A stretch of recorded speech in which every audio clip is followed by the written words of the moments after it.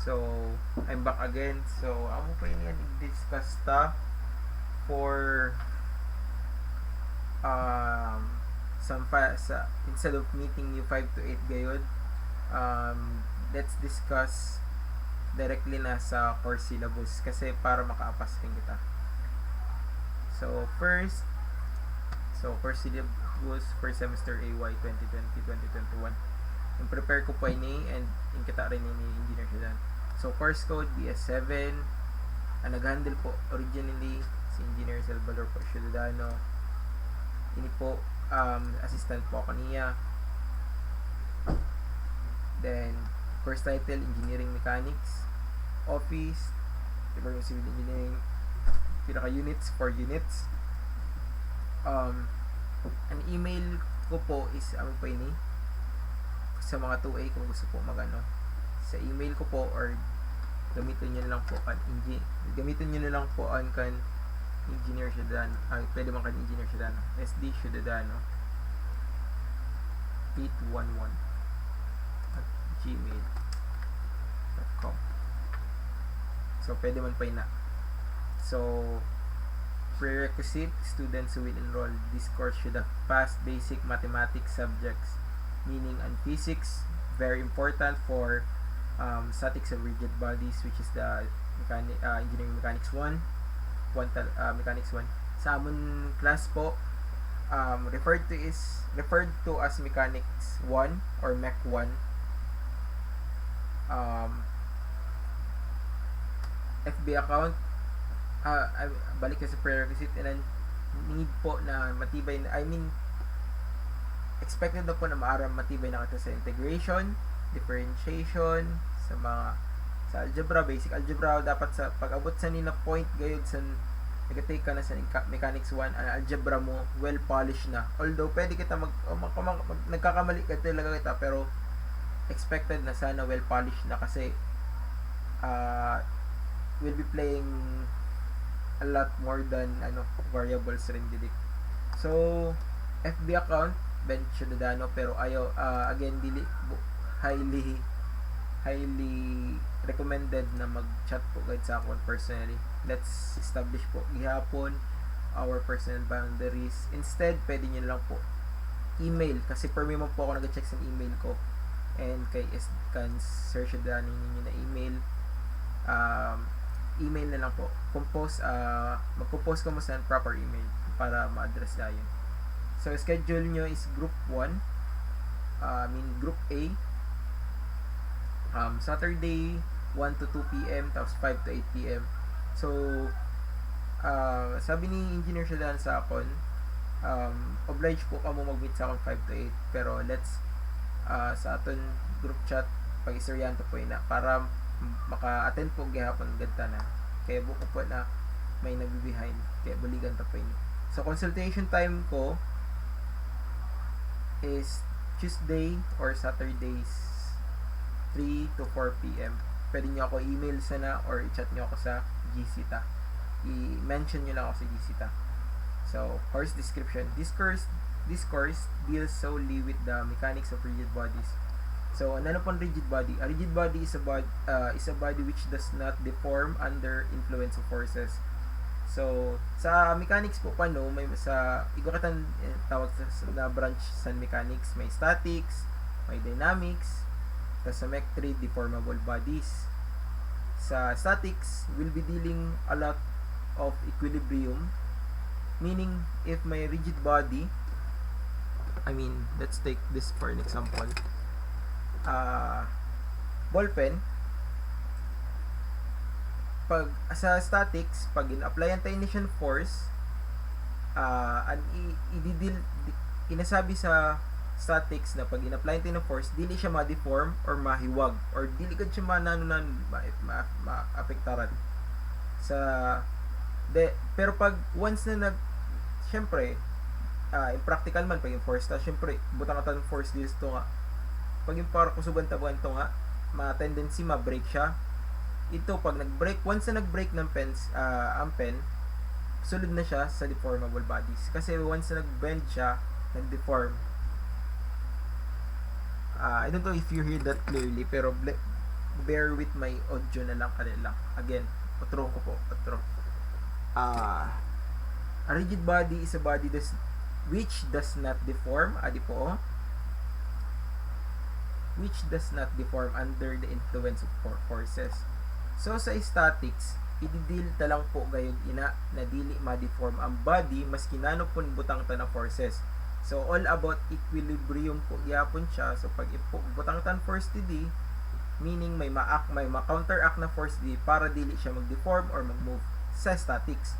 Pero once na nag-apply kita sa lusod na force or diin man na force tapos nag-bend siya, pasok na po siya sa deformable bodies, which is Mech 3 po ata ina ninyo or sa ay ambot ko na po course ko ninyo, but sa amon Mech 3 po siya, deformable bodies. So in all real applications there is always a deformation, which I've said earlier. Matuod ba po, tanan na in-apply ta sa force naga-deform, applying ko force ito nga ma-deform siya sa pababa. However, many structures exhibit very small deformations under the normal loading condition, and rigid body mechanics can be used with sufficient accuracy in those cases. Also, principles of rigid body mechanics are some of the building blocks needed for mechanics of deformable bodies. Very true. Once na magsulod ka mo sa deformable bodies and higher structural subjects, ang kumbaga, this is the foundation sa tanan na masunod ninyo na structural and mechanics. Kasi once dili nyo mastered and mechanics, kumbaga sa amon kasi na year second year, second sem, turning point ini siya san kung sino an talaga dapat masulod sa engineering or civil engineering, kasi amin yung foundation sa tanan na structural subjects. So kung dili mo ini ma-mastered, tapos pag abot sa structural subjects mo, sabihin ta, kalma lang, gimpasar ka sa teacher mo maski chill man lang pa ng teacher.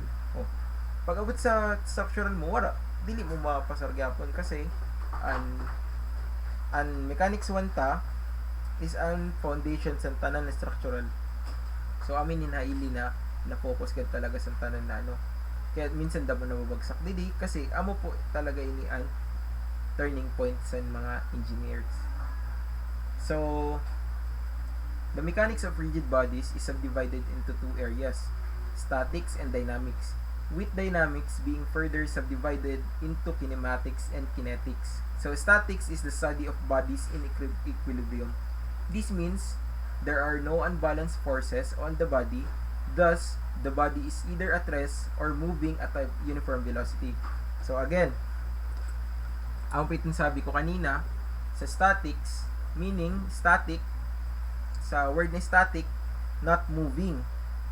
So, not moving or not in motion, waran nagbago. So, in equilibrium siya. So, maski na, pagsabot po sana, maski na, tanan naging apply the force didi, may ma-counteract sana dida some part na dili siya maghiwag or dili maging at equilibrium lang gyapon siya. Kumbaga ging cancel out lang gyapon kasi sabiyon ta kung sa physics physics amini an box pag push ta siya sa 5 newtons dili tas sabiyon ta ang friction sa floor is 5 newtons man, wala nagiwag, so meaning ang body na unbox is at equilibrium.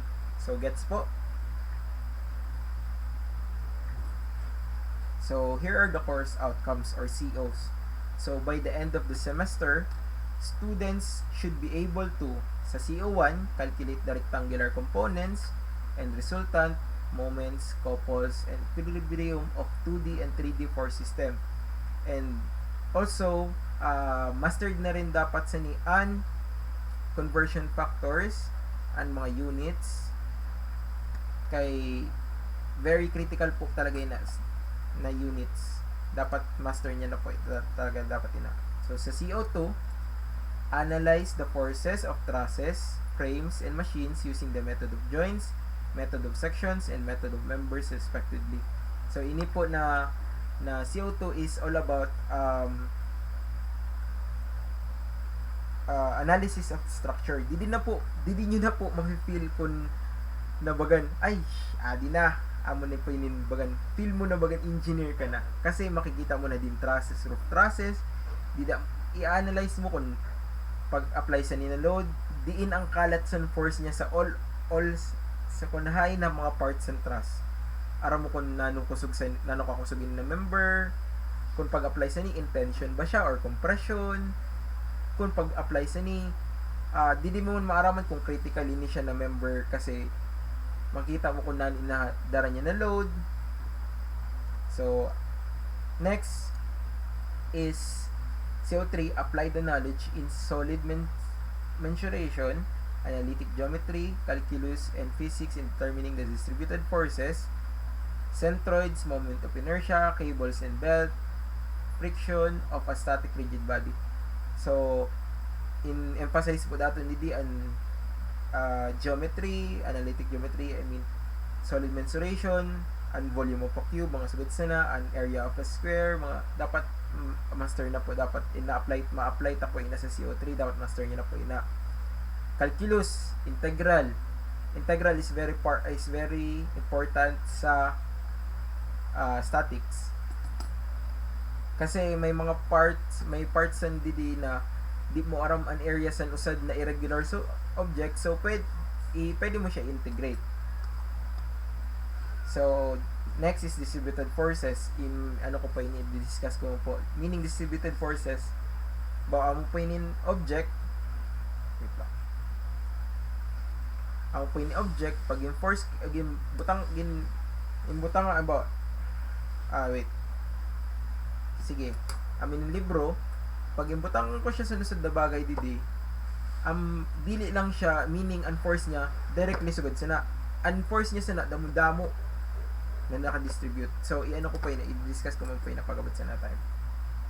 So next is alignment to program outcomes. The learning outcomes in this course are enabling the achievement of ability to apply the knowledge of mathematics, physical sciences, and engineering sciences to practice of civil engineering. POC, ability to design, improve, and innovate, supervise systems or processes to meet the desired need within the realistic constraints. Kada lang po, kung di nyo po nakikita dito sa left side, kay may camera, okay lang po kay ipopost ko po sabay ini na syllabus sa Google Classroom para mabasa niyo po ito. Ina-discuss ko lang po. So again, POE, ability to identify, formulate, and solve civil engineering problems. So assessment of outcomes. As evidence of having achieved the outcomes, students must produce quality outputs and or carry out the task successfully. So duwa po ini siya na mag-divide formative and summative. Nano po formative? So formative for CO1, exercises, sit works, dila po masulod sa formative ang exercise, sit works, assignment, quizzes. For CO2 same lang. For CO3 same lang gyapon. Sa summative naman, masulod po dida ang long quiz, midterm, ang final exam, ang mga quizzes, ang mga long quiz sa exam mga major exam, which is yung importante po gayud din na summative sa na rubric based. So assessment ng rubric po ang assessment and grading written exams, sit works, quizzes, midterm, pre-final, final exam. So sa nagunga sa grading system di na po wait. So sa grading system, the students grade for the course is computed based on the formative and summative assessment data. Sabi ko kanina, which is detailed below. So, grade component, attendance. Since minsan ma-zoom man kita on your corporation sa akon, butang ko po sa percentage. 5% po ina, pero kan engineer siya dahil sa is 10% siya. Pero ito siya i-revise ko ito kasi sa face-to-face ito siya. Next is assignments and sit works. 5% po siya. Ini siya ayaw po ninyo pag i-neglect ini na assignment at sit work na 5%. Kasi ano po talaga siya subject to change pa. Actually, pwede siya maging subject to change kasi pwede pa dakuan na siya na assignment exit work kasi more on online works ta. Pero sa di man ako pabor, pero yung 5% pa lang po talaga siya, pero subject to change na siya kasi i-consult rin ni Engineer Shadano balik. So quizzes, long quiz 20%, midterm exam 30%, final exam 40%, total of 100%. So maski sabihin ta magbagsak ka po sa midterm exam, bawiun nyo sa finals, kaya pa po siya. Kasi 40, tapos sabihin ta okay man ang quiz mo, tapos may sabihin ta perfect attendance ka, bulig nila, tapos 5% ng daan. So may kompleto ka mo sa assignment exit work. So piray na 10. So 10 plus 40, so 50, pasar ka na daan, diba? 50% man ang passing. So ang paying computation, so sa AS assignment exit works times 0.05, long quiz 20 0.20 0.20. Tapos dagdag ko po gali, din nalimot ako. Attendance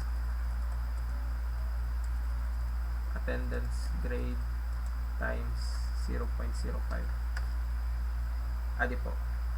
Attendance grade 0 times 0.05, AS times 0.05, LQ or quizzes times 0.20, midterm grade times 0.30, final grade times 0.40, total grade amo po ini. Then passing grade is 3.0, which is 50%.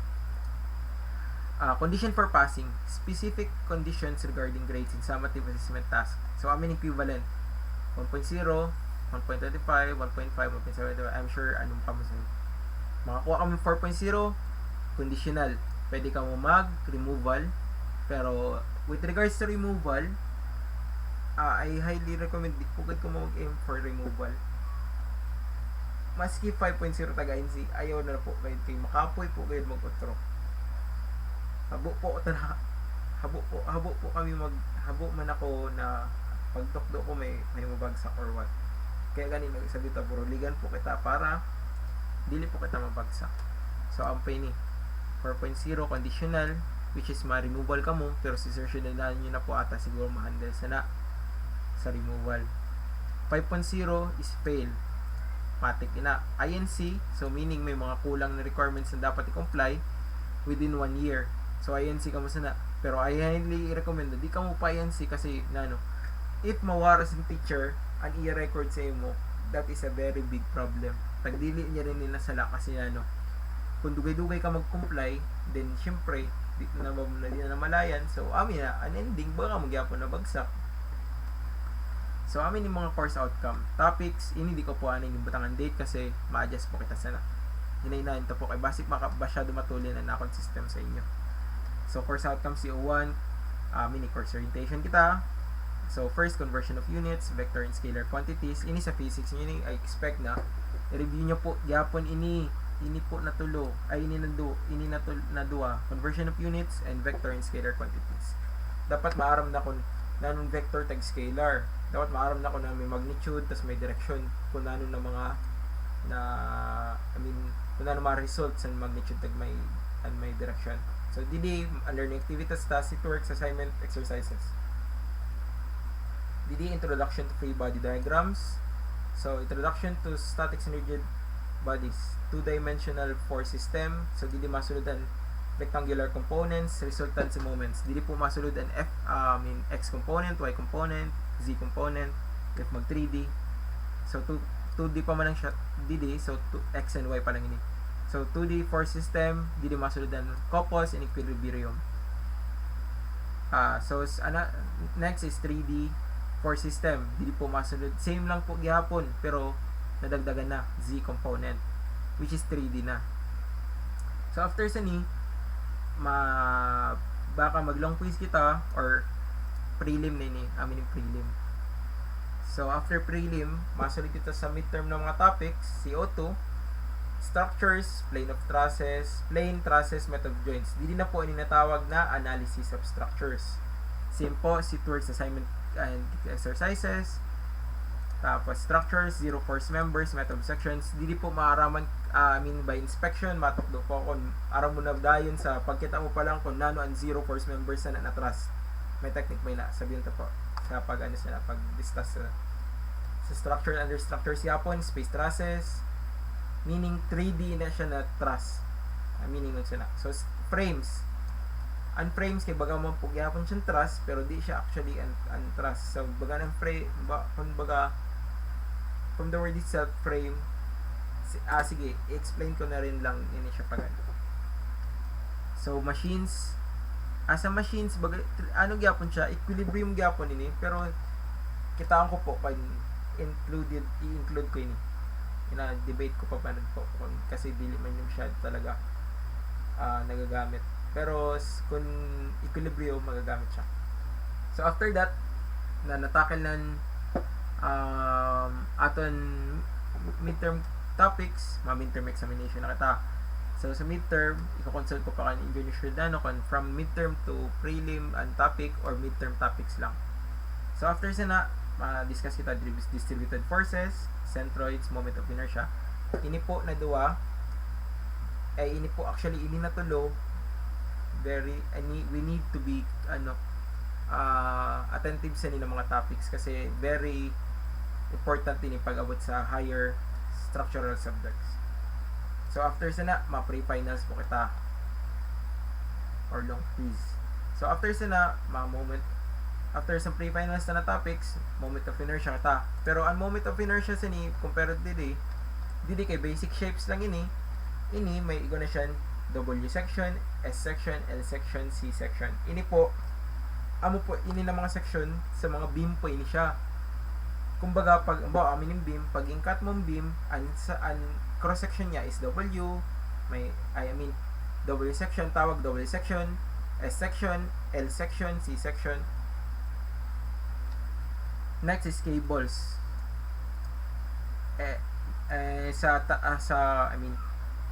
Sa physics ini siya na topic along with the right friction. Actually pati ang friction in machines. Ini siya natulo, debatable pa ini kung susunodin. Pero let's check kung hanggang diin ta maabutan. Kasi ini bagang gindagdag na rin lang ini na topic. So after sana, final examination na kita. So keep posted sa date and details. Pero sa final examination, tanan po talaga. Kaya para ma-assess kung okay ka na para sa next subject. So learning resources mga books na pwede gamiton. Pwede kang mag-search sa PDF sa academia.edu. Mo pa ini siya. Ipopost ko lang po kung ano ito. Kung din po nagakuha sa PDF. academia.edu Vector Mechanics for Statics 9th edition, Beer and Johnson. Ipopost ko pong PDF sa ni later on. Kaupod sa ni na kasi I'll be asking you to read the first chapter already para pag meeting ta next makagamay kita na sheet work para aram ko ma-assess ko kung nabasa ba ka mo wara. So sa first part, conversion of factors lang ito, I expect na okay na rin kamusta na kasi nagtapos akong physics, nagtapos akong algebra. So okay na sabihin tayo, konting polish na lang. So I expect niyo i-read niyo. Amo talaga highlight ko ini gamitin niyo talaga. Ipo-post ko na learning material nyo. Pwede ka mo mag-advance read kung gusto nyo ngani. Pero sa i-assign ko sa inyo is to read the first chapter. And please take note take note gad sa ni kasi hanapon ko ni. So kung may mga wara na kapamati gad sa ni na part, tas dili nda araman himoon, kan di-inform na lang gyapon. Pero gusto ko po talaga kaya gani ginihimo ko na video para sa Facebook video para nyo talaga makita nyo.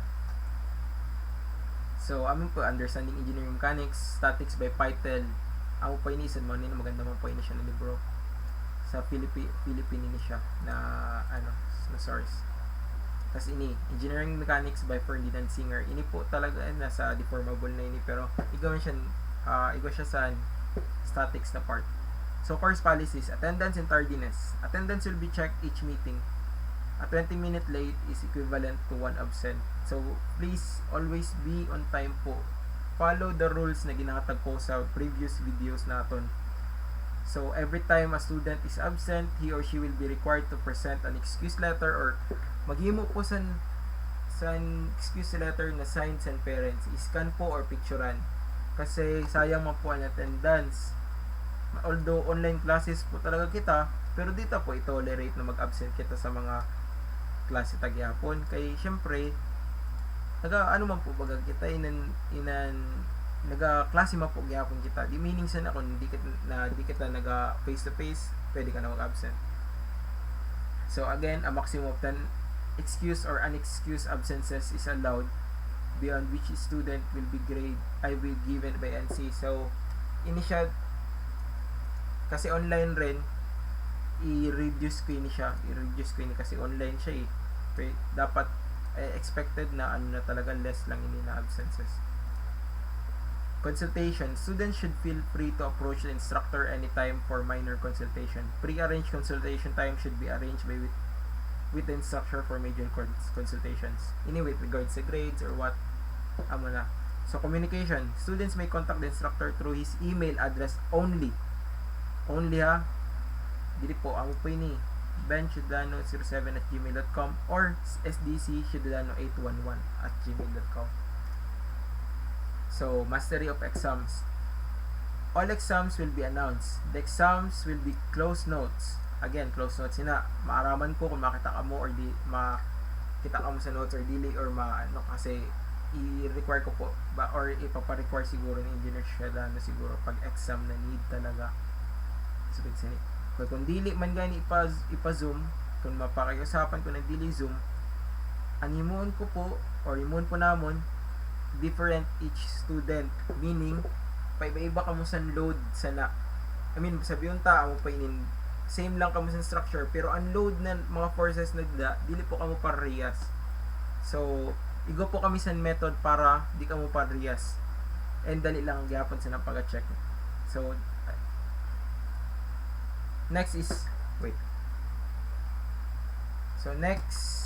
no special exams will be given except the student is sent by the university to participate in athletic competition, medical conditions, emergency, and the like. Yes, students will not be allowed to go out the classroom, even sa aton in Google Classroom ba or sa aton GC or sa Zoom while the exam is ongoing. Students are expected to answer the exam on their own. Highlight. So, a student caught copying or talking during the exam will be given 0 for that exam. A student who allows his or her work to be copied will likewise be given 0 for that exam and will be required to submit a letter of apology signed by his parent or guardian. A second time cheating is committed, the student will be given a failing grade. The exams are to be returned on or before the next exam is scheduled. Students will be required to wear their IDs during the exam, pero dili ko pa na siya imuon na sa ID. So please, ayaw lang po guys pag-cheating kasi madali man lang po ang exam basta nagpamati lang po talaga agad kita. Pero sa akon case, sa mga nakikita ko na exam ni Engineer Shedano, which is siguro siya makakiyong sa exam nyo, or kung ilet niya ako, kikitaan to po. I-assess ko man po ang kaya nyo ang kaya nyo answeran. So next, for offense and penalties, cheating refer to the student manual. I don't know if student manual ba or student manual in SBC. So no removal exams will be given after the final examination. Igwasan removal pag conditional ka pag 4.0. Depende sa ni instruction ni Engineer Shedano. So prepared ko prove ang pinian assessment rubrics ta sa pag-grade sa exam 1, 2, 3 tas 5. So pwede siya magsulod, pwede siya mag 1.25, 1 point something. Basta explain ko na rin lang pagkuha kung paano nakuha kasi kada check sa exam igwa man na percentage ang pag-compute sa kada score mo dida. So ang presentability of solution dapat para makuha mo plot 1 dapat exceed expectation. Dapat sakto ang answer sheet should be clean without corrections. I mean, dili man siguro ma-avoid na malinis talagang papel, pero please avoid lang para dili maglisod ang teacher sa pag-check, kasi masakit-sakit sa ulo mag-check sa mati-ati. Although di ka ni maiwasan, pero dili man pwede ka man gyapon makuha ang plot maski may corrections ka. Imbutan ko lang po kadali ni para at least ma-practice kita na malinis, kasi once na mag-abot na kita sa mga structural na higher, ini na mga sugod, ini na statics, bagan dapat ano man ini maski inan pagsurat mo nga isa na malinis na talaga kita, kasi di ka na avoid ano ka na inan sa sobra ka polish mo na di ka magkakamali. So I mean, ang figures nearly drawn without corrections, scale again sa corrections, ang gyapon na nako ano, scale and shape of figures appropriate, labels appropriate, meaning dapat malinis ang pagka-drawing niya, dili kay basta lang gin pinirit ng drawing. At least dapat maintindihan man gyapon. So please kindly read na lang po gyapon sa ni para maraman kung paano. So that's all. So again, I'll be requiring you to read the first chapter sa introduction sa ton book na ipopost ko na Beer and Johnston. So that para next meeting makasit work din kita, makatagang ang assignment about sad to, then proceed ma-proceed kita sa next topic. So again, thank you for listening sa nina lecture, kasi itong previous lecture ta. God bless. Tapos ano lang po kamo, kindly email na lang po sa akon kung may mga problema kamo sa naton. Thank you.